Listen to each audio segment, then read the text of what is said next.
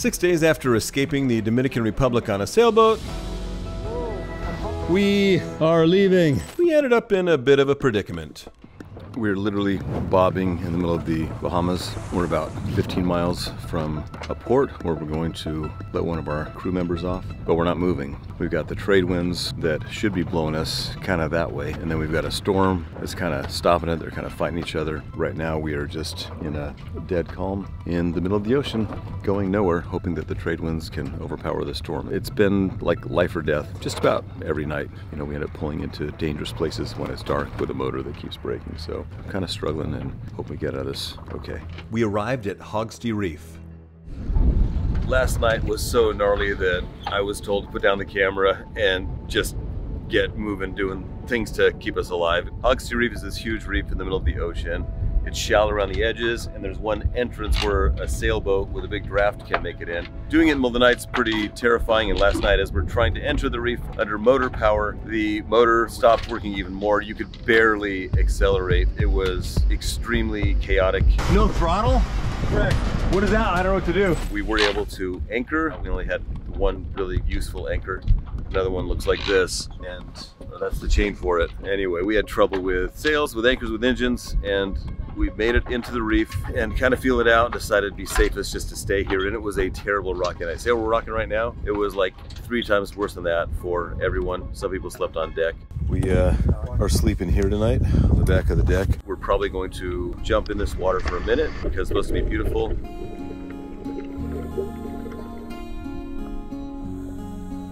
And then probably abort mission early at our next island stop. And our bucket, our only fully functioning bathroom, broke last night as well. Hey, where are you going? Where are you going, Whipple? You're not tossing resources overboard, are you? We have limited resources, Whipple. Oh, dude, that was bad. There's a cruise ship coming. So I just was imagining coming over, good morning, patrons. This is the captain speaking. We are no longer going to be using the bathrooms. We're going to be pooing in a bucket from now on. Hey guys, can I use your bathroom? Maybe a shower, a hot cup of coffee. We decided to motor closer to the beach since the dinghy motor doesn't work. And back there is the one little sandy beach we're hoping to cook food on, but getting there would be kind of dangerous. Yeah, good morning, Captain. Yeah, we're the sailboat inside of the reef. Yeah, we were just wondering, you guys seem to be getting close to the reef. Are you guys just passing by? Yeah, we have just stopped the vessel. We will lower our zodiacs, and we will just have a look at our zodiacs and our passengers to the wrecks. Oh, that's fantastic. What a fun excursion. Okay, thank you. You can recommend something special there? Yeah, the wrecks are probably one of the things. There's a private little beach over here with a miniature lighthouse, and that might be fun for somebody to be on a beach in the middle of the ocean. Very nice, very good. Thank you very much, and then we will be here standby on 16, yeah? Okay, that sounds great. Okay, have a nice day. Last night, the throttle stopped working as we motored into the reef around midnight, so this was relief. So we're about to weigh anchor. If for some reason the motor fails us, we'll need to open up the jibsail very quickly. And so if you can kind of be on standby to help with that. Captain, do we have throttle? Hey, our throttle is working and functioning as it should.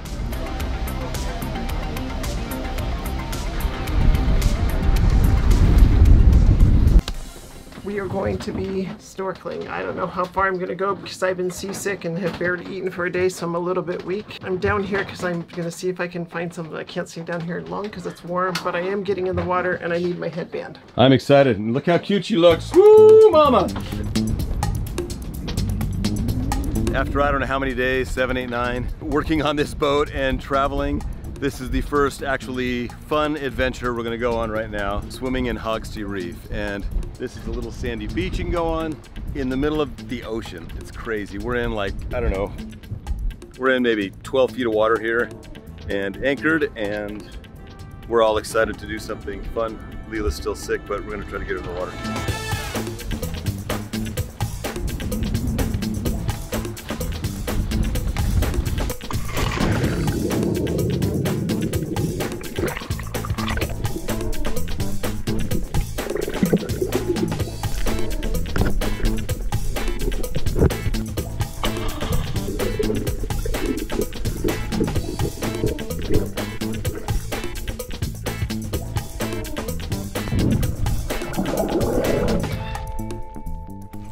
there's an app for your phone for navigating through these like really like 12-foot, 10-foot waters, and there's little reefs around them. And for some reason, it's like the freaking Bermuda Triangle. I don't know what the people are trying to do. I don't know if they make money off of buying damaged boats, because it always seems to stop right when we need it the most.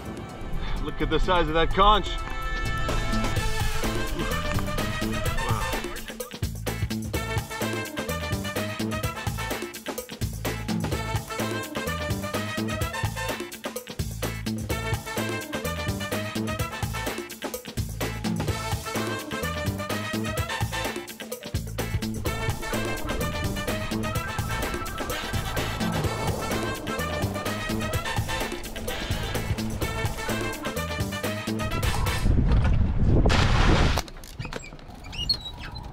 Hoist the sails! What you got? You got a frosty, delicious shake there, lady? That's right. You got to take care of the captain. Warm water, my favorite. Oh, actually, taste it. It's got some extra special stuff in there. Are you drugging the captain? Yeah. Awesome. Okay, I had the perfect day, so it was great. Oh, good. Oh. Kelson, what's up there? The halo. Yeah, that's actually formidable news. That means there's bad weather coming. The shape of the jib and the main. Okay. Apparently the weather gods and the boat gods hate us. In the middle of the Caribbean right now, and the wind of course died. The trade wind's supposed to be like most consistent in the world, and they are failing us, so we're moving really slowly. And we really can't bathe ourselves, things aren't working, but we can do this to bathe ourselves. Do you see any sharks, Denny? No sharks around. Thank goodness.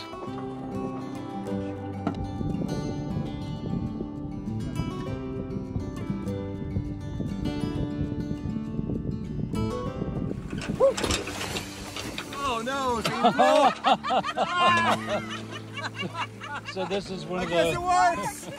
this is one of the self-inflating I life got vests. the wrong one! Trevor Now we're just- down a vest! I think Disneyland is over that way, if I'm not mistaken. Wow, this is cool underwater, man. Cried Marcel, screwing up his face. I was thinking we might sleep that the night aboard her, Jim teased. No, Jim, Marcel fairly shrieked. The wind was freshening and pushed them around the island at a fast pace.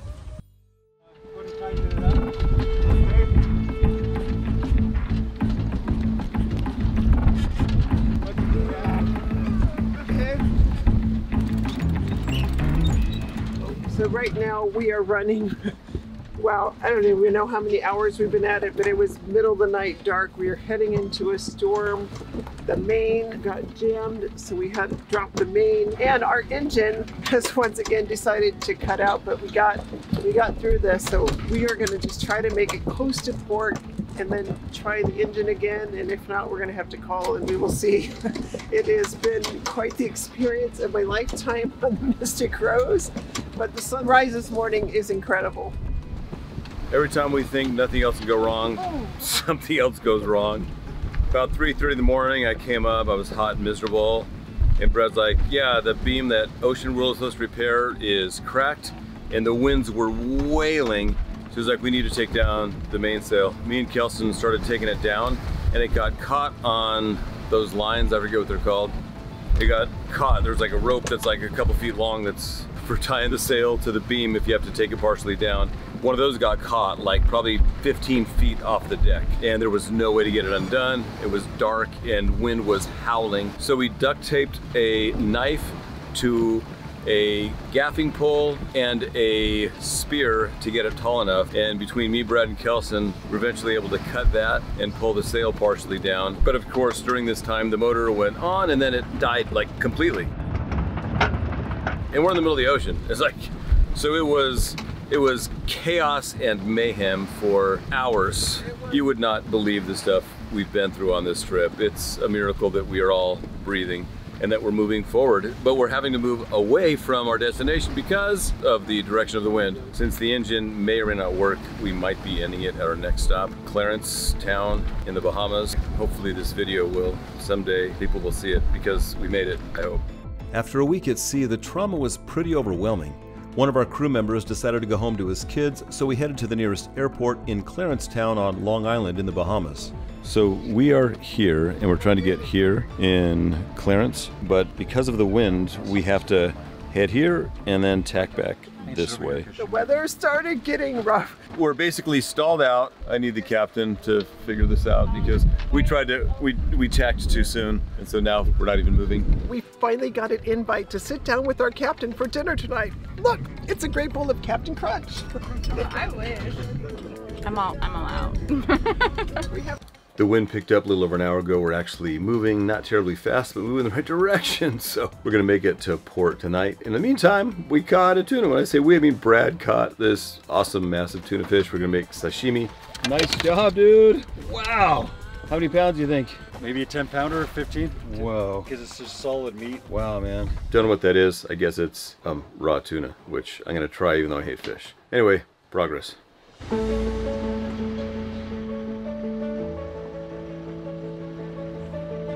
Finally made it to the Clarence Town Harbor. The water is super calm and clear. Look how clear this water is. But we've had no wind. So we survived the night, except that it took us like forever. We had no wind. It took us literally like 12 extra hours or more to an extra day to get here because of no wind. But right now we're in a nice harbor and it's just in time to wake up, and all we want to do is what? What do you want to do? Shower. Drop the hook.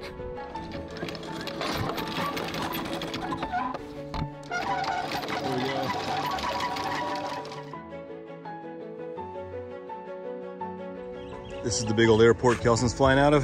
To be on a plane, probably something like that. Might be more terrifying than our boat. We met Sasha and Raph from the YouTube channel Spirit Animal, and they graciously loaned us their dinghy. With no motor for our dinghy, we would have been completely hosed without them. Well, I absolutely love living full-time on the boat. I don't know, it's just very freeing. I think you get to experience so many different cultures in different areas around the world, and it's in the networking that you get to do out here. You meet so many cool people. It's not something that you'll ever get to experience on land. So our channel is Spirit Animal, and right now we're rebuilding this boat actually, and then soon enough we'll be back to cruising full-time again on our channel. So we spent most of the day in Clarence Town gathering supplies and wrenching on the boat, but Captain Brad made us dive Dean's Blue Hole. This is the second deepest blue hole in the world, right off the shore here, 600 feet deep, super clear and crazy. And it just drops off into oblivion.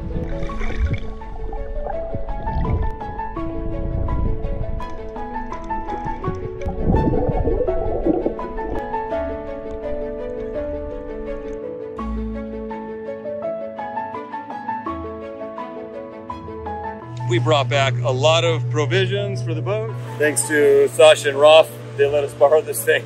Dude! Without those guys, we'd be so hosed.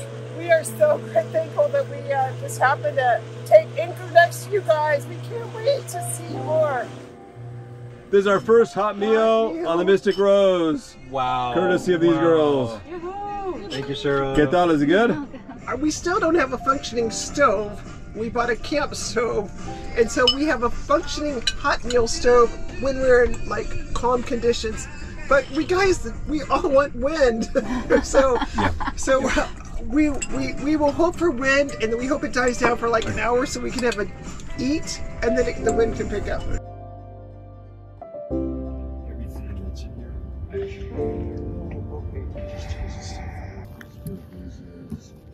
That was the worst night of sleep I ever remember having. I didn't get to sleep till like 4 in the morning, and I was just up all night, itching, sweating, sticky, getting bitten by mosquitoes. It was terrible. I don't know how much more I can take. Click subscribe to see how much longer we can take it before we tap out.